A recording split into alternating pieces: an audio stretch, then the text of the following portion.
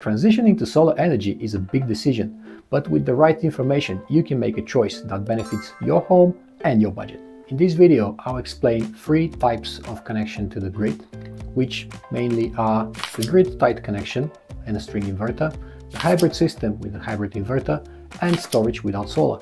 Now, this is important. The way your system connects to the grid actually determines how flexible, independent, and most importantly, cost-effective your setup will be. Okay, let's start with the most common option, and that's the simple grid-tied system with the string inverter. In this setup, your solar panels are directly connected to the string inverter, which connects to your home and the grid. The key component of this system is the string inverter. So long as there's sun on your panels, your system will produce energy that you can consume immediately. If the system produces more energy than you need, you could export that if you want to. The biggest advantage of this system is that it's very affordable. It requires little components, just panels and the inverter. In general, such systems are perfect if you're at home during the day, for example, if you're working from home or if you've got more energy consumption during the day. In such case, this system can give you immediate savings.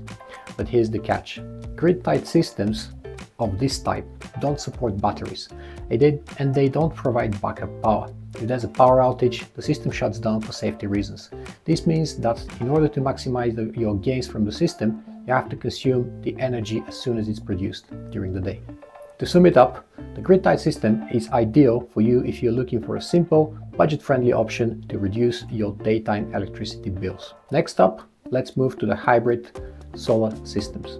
This system is very similar to the grid-tied system because it produces energy during the day from your panels, but there's a huge advantage of this, and that's it comes with the battery storage. Here's how it works. During the day, your solar panels generate electricity for your home, but instead of sending all the extra energy back to the grid if you've got excess, you can store that in the batteries for later use. The key components of this system is the hybrid inverter. When you need more energy than your panels can produce, the hybrid system pulls energy from the panels, the battery, and even the grid if it has to put it together and meet your home's demand. The benefit of the hybrid system is that it offers flexibility. It gives you a battery storage and backup power for critical appliances during blackouts. But that's not all. It can help you reduce electricity bills even further by charging the battery when you've got access to cheap energy, for example overnight, and discharging it during peak times.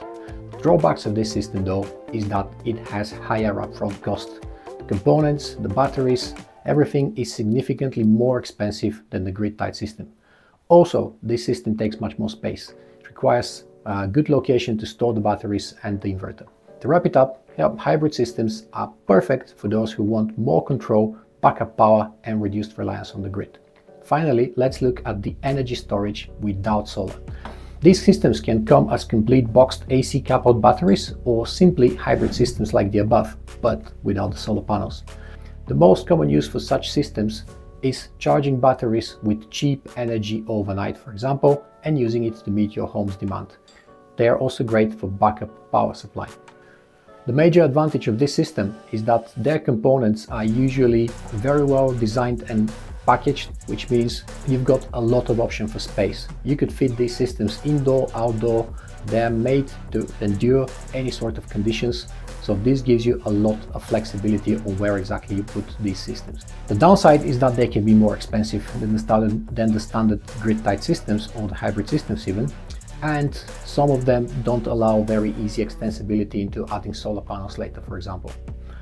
However, they could be a great option if you want the backup power and space is a concern or you can't have solar panels. So which system is the right for you? Let's do a quick recap. If you're at home during the day and you're looking to save on your electricity bills with lower upfront cost, you can go for a grid-tied system. It's also great if you've got access to export tariffs. If you want more flexibility, backup power, and more control over your energy use, and you're willing to go with bigger upfront costs, definitely go for a hybrid system. That's what I use. If space is limited but you still need reliable backup power, consider energy storage system.